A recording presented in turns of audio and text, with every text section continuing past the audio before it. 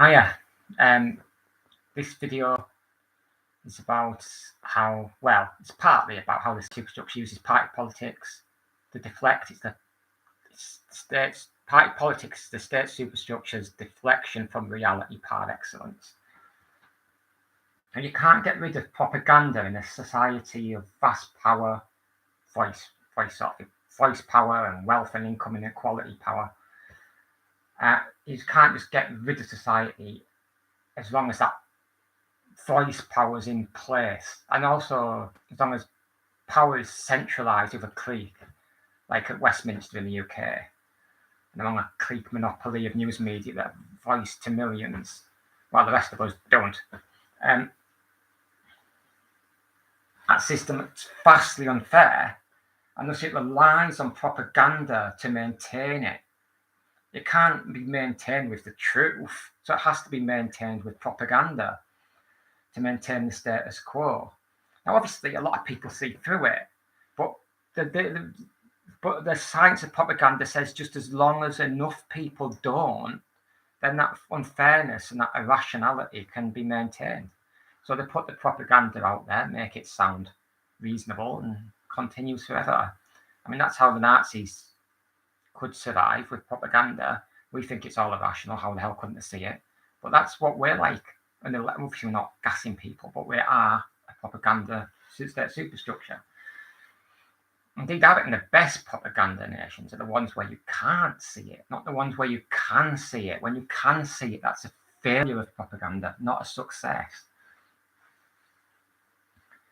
Now, in a system that is built on unfairness like ours, where you have people who have nothing at the bottom and you have people with billions of pounds at the top, and those billions of pounds could feed almost all the whole world, or could give universal basic income to, in a nation with ease, and it would hardly cost anything for them. I mean, because they have as much income and wealth as the bottom 3 or 4 billion people.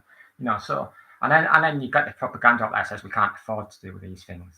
It's just like that propaganda is what I mean about the irrationality, the lie, to uphold the status quo.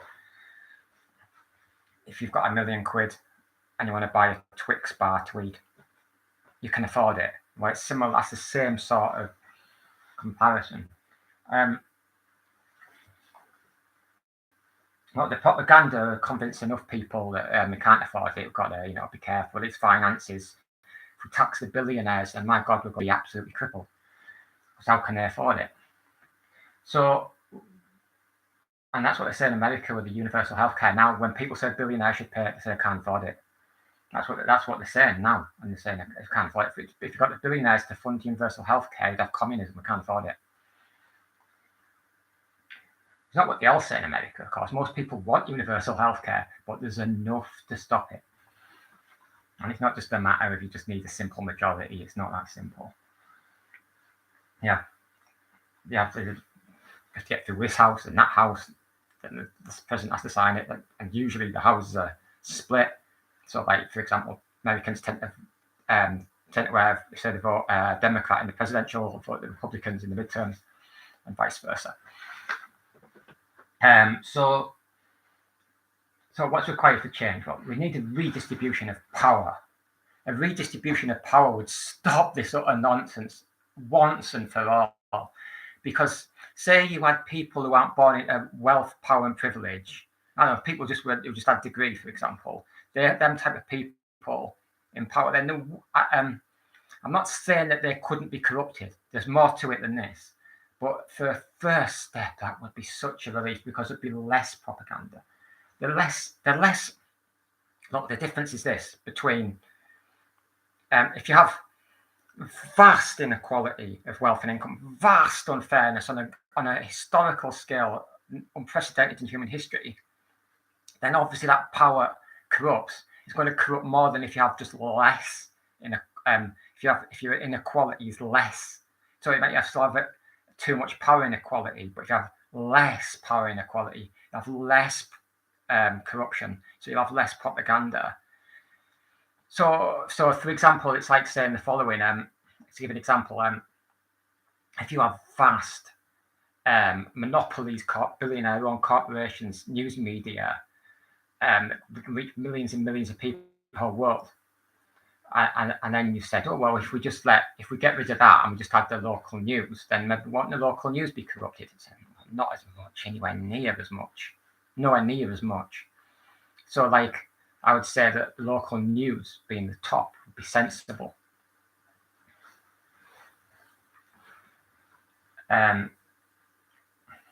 So, yeah, you can. The way to solve propaganda is a lot more equality.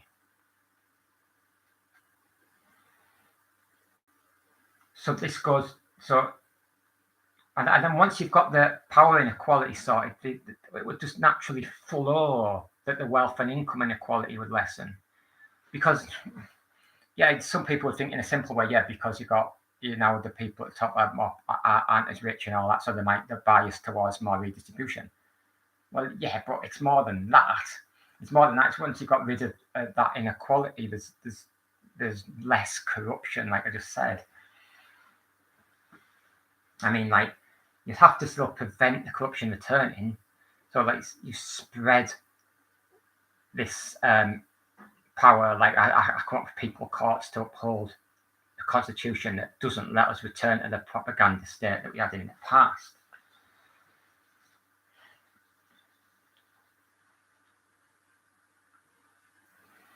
But yeah, redistribution of power would definitely advance the redistribution of wealth and income. The main reason why it would do so is just because you'd have instantly lessened that power corruption. That's the main reason. When you look at the trust that people have in local news and local newspapers, it's quite high. When you look at the trust people have in national news and national newspapers, it's really, really in the sewers. People have a good antenna on this, generally. So this goes way beyond party politics, yes. And my answer to that is yes. Party politics is just the tip of the iceberg of the state superstructure. It's not real. They are actors, so small and insignificant that the existence of party politics and their elections are an excellent example of a deflection by the propaganda matrix. Obviously, I've seen through much of it. Party politics as state superstructures deflection from reality par excellence. In an evil kind of way, the German Nazi Party fully understood this. They knew they had to deal with capitalism, the military, and they had to propagandize the news media even more. I understand this, but in a sense of get rid of it. Whereas Hitler rightly saw it as very enabling for a genuine Nazi who wanted to kill everyone. Hitler and his sycophants laughed at those who understood only the tip of the iceberg party politics, and thus the Nazis took over the entire state superstructure and did not hide from this fact. And actually, Hitler was also on record as saying he quite likes the British system because it's and obviously it's because I have this, but he's saying that because he knows that he would easily be able to take over it if he was British.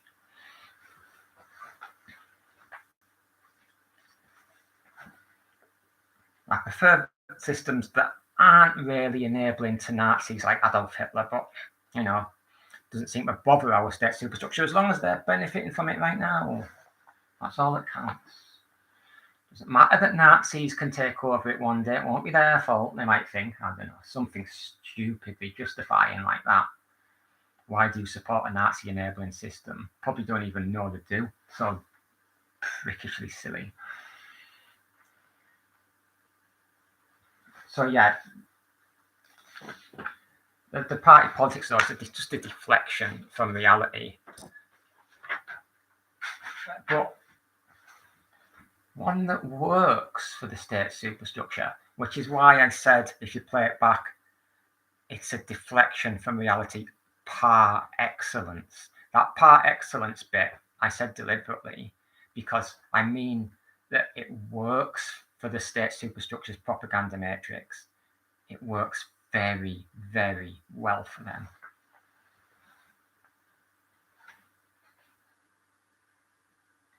This state superstructure is one hugely manipulative propaganda matrix with an army as last resort only.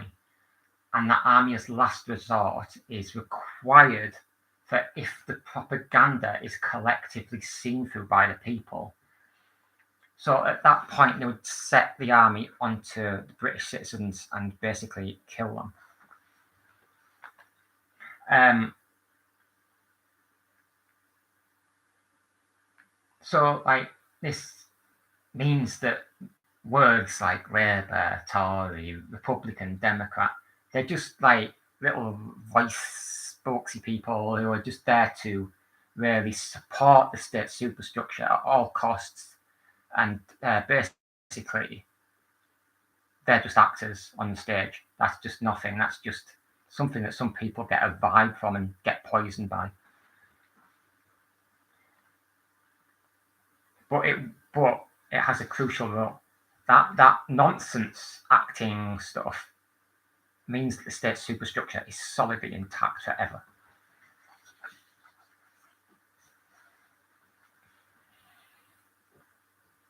So in the UK and the US, so when you study how society works, like sociology and all that, they don't go on about Labour and the Tories, not at all.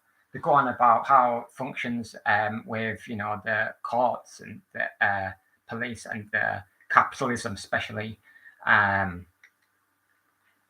like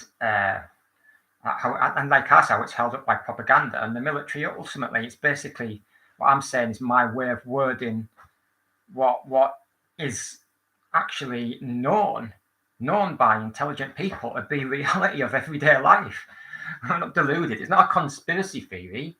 It's been stood the test of time since bloody people started studying society. So it's not like it's not like exotic stuff like whatever you think is imaginary, like fairies or something. It's actual, just studied reality on everyday life. Now, some of this stuff's cooperative, I think. Everyday life is cooperative, but the stuff that comes from the top, the propaganda stuff, that's not. So I missed out the media. So if you studied sociology, they'd say the media is the propaganda to a large extent. So people like Althusser and Gramsci, these people are vastly intellectual and write books on this and everything, and they're like the most famous sociologists. Marx is the most famous, I suppose, but I mean, up there, top of the league, Premier League, and they've stood the test of time. Academics always tweak these people, but they basically stood the test of time. I got a territorial dog. Just let her get out of her system.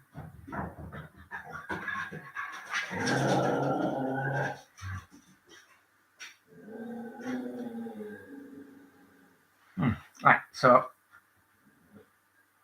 in the UK and US, we need to stop looking at it like this, parties and left and right. It just goes around in circles. It's nothing, just silly. And instead view the state as state capitalism, like we viewed the Soviet Union as state communism. So we view the state as if I only had two words, as state capitalism, just like the Soviet Union was state communism. There's a state superstructure here in the UK. There's a state superstructure in the US. That's what it is. Thus in our case, it's super rich capitalists. It's vast billionaire or news media corporations doing the propaganda, dishing it out to keep the state going. And it's a military, an army, for if the state, its propaganda is seen through.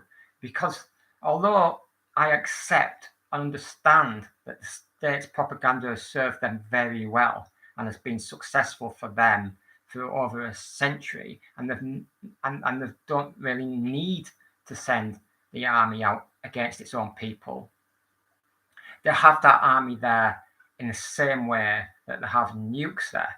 They don't hope or expect to ever use the nukes, but they have them there case. And in this case, they have the army against the people just in case the propaganda fails. But the propaganda is meant to work forever.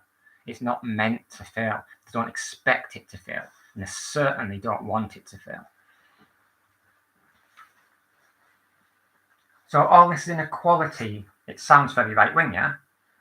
But yes, due to the vast inequality, there's a system liberal left, but that's required to prop all this up.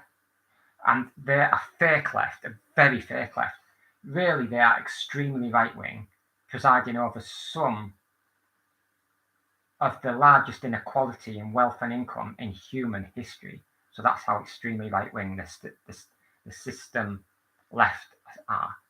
They're extremely right-wing. The word left is just silly. And they also preside over all the propaganda, which they seem to enjoy.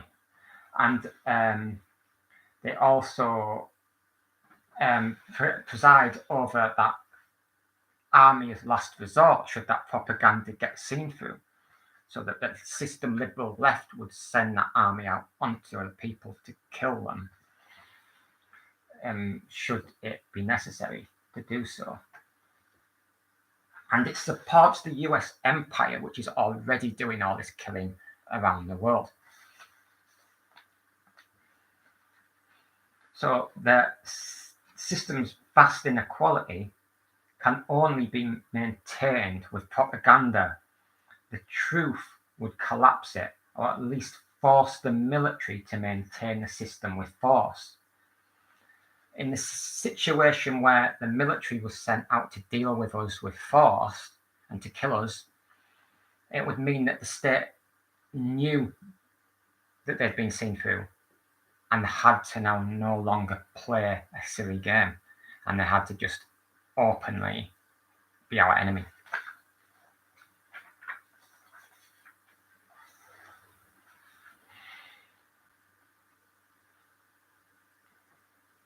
Now, I said earlier that only with a redistribution of power would you then get a redistribution of wealth and income. Unfortunately, the redistribution of power, even as the first step, is the hardest step to achieve. Absolutely it is. I mean, let's just take a random example. Privilege, advantages of being wealthy, being born into that, mean that you're likely to support a state superstructure based on unfairness as a foundational principle. Just be your common sense. The propaganda is sort of like your cultural and worldview and all that. So you're like one of them. You know what I mean? You're part of it. You're immersed in it. It's just you're just absolutely in that bubble. You could actually become that if you wanted. You could just choose that career. You've been born into privilege and wealth. You're going to feel comfortable like that. You're going to feel that that's your world. You then, and then what you wouldn't word it like I do. You change all of that. You change it all. So rather than say like I do, you'd say, "Oh, it's just merit."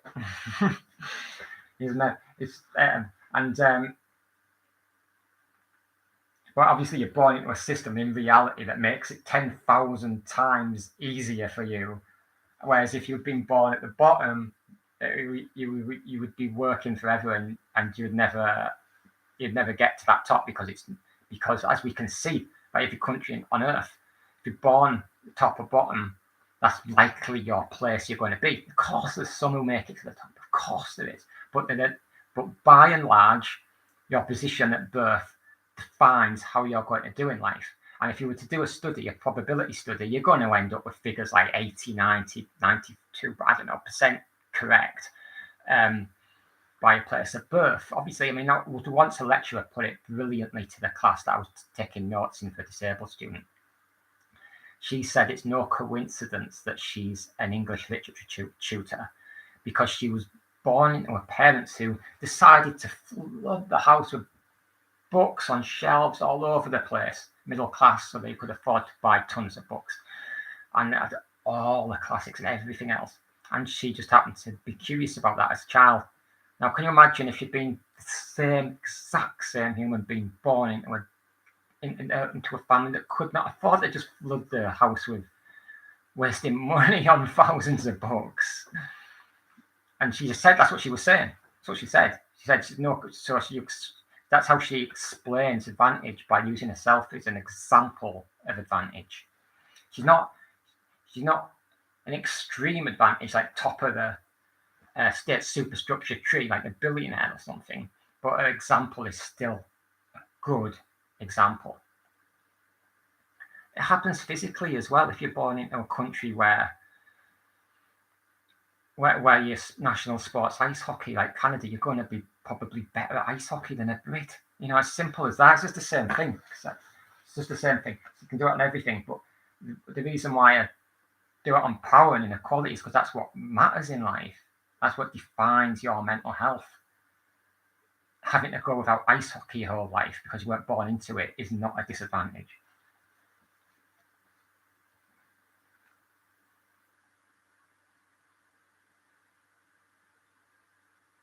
But it would be more difficult to become a great ice hockey player if you were born in Britain, if you decided to as an individual, because you wouldn't, not likely to have the facilities on like next door to you, whereas you would in Canada. So the same sort of logic applies. It's just not as important. So there's no equality of opportunity. There's vast positive discrimination for the vastly wealthy. Vast. It's immense. It's not as immense as it was in the Victorian era, but it's immense.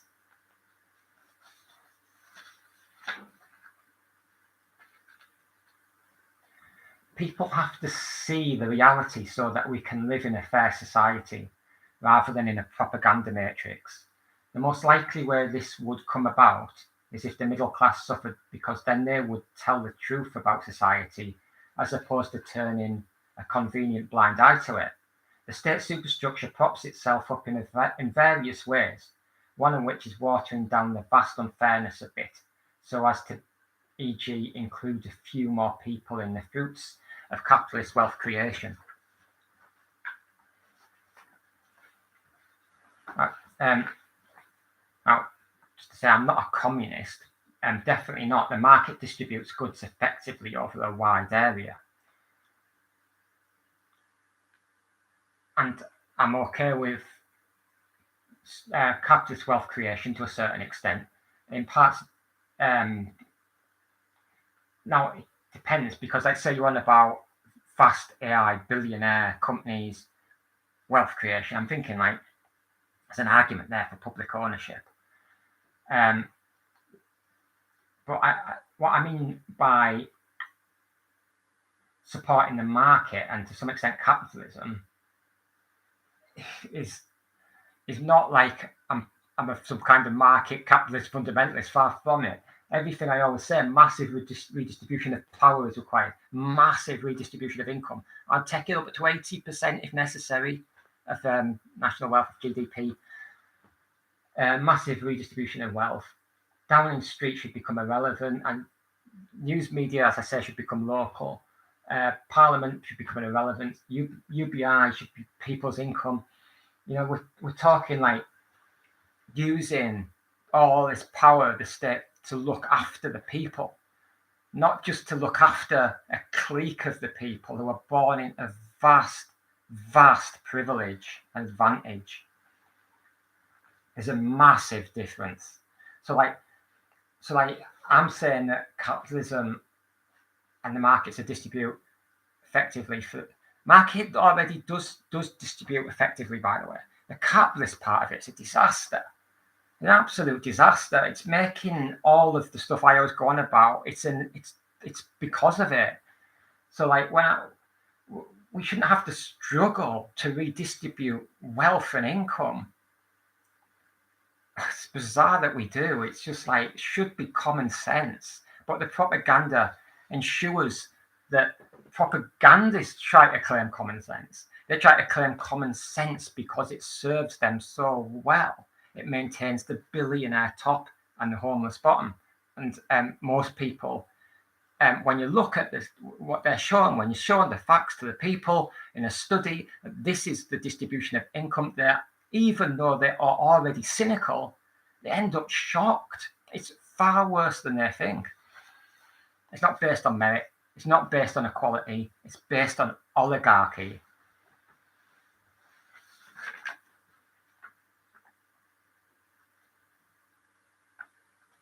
These billionaire-owned news media corporations need to become a thing of the past. That's just got to be gone. It's got to be gone. One thing I've got so saying this till I'm blue in the face, right? It's got to go. It's got to go. It's got to go.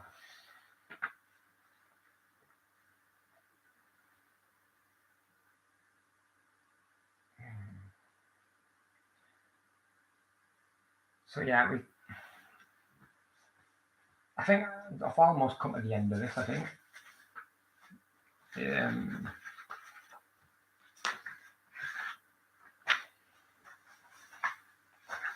So I was started off by going on about party politics as the state superstructures deflection par excellence. Too right it is. Too right it is.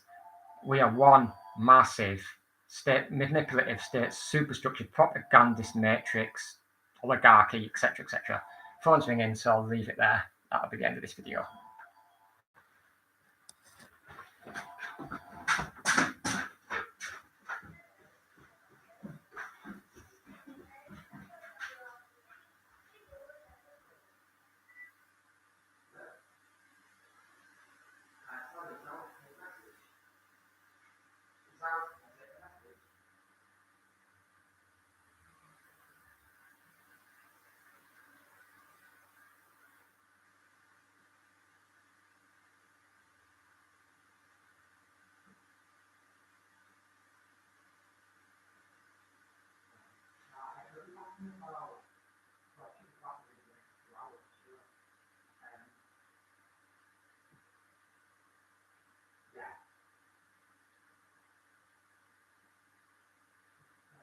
That's it.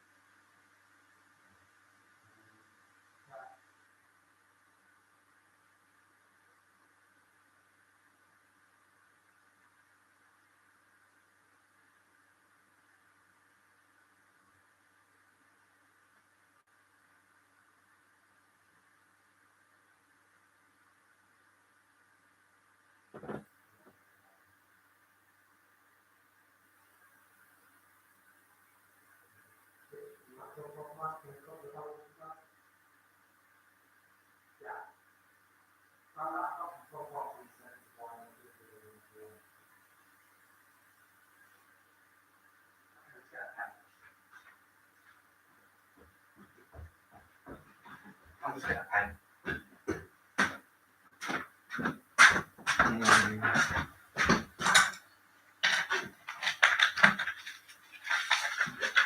Say that again.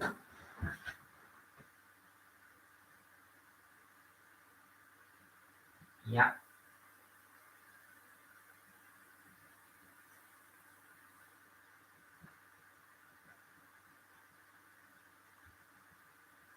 Right, and it was Derek and Barbara Russell. I'm walking. Yeah, okay.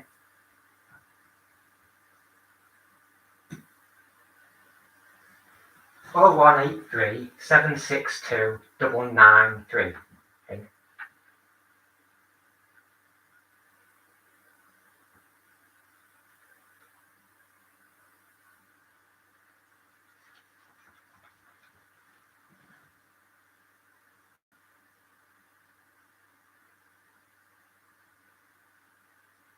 Okay.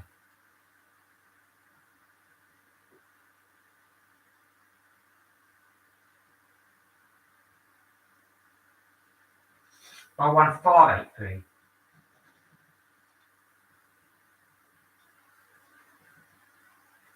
Yeah, got it. Okay. Okay, no problem. Bye.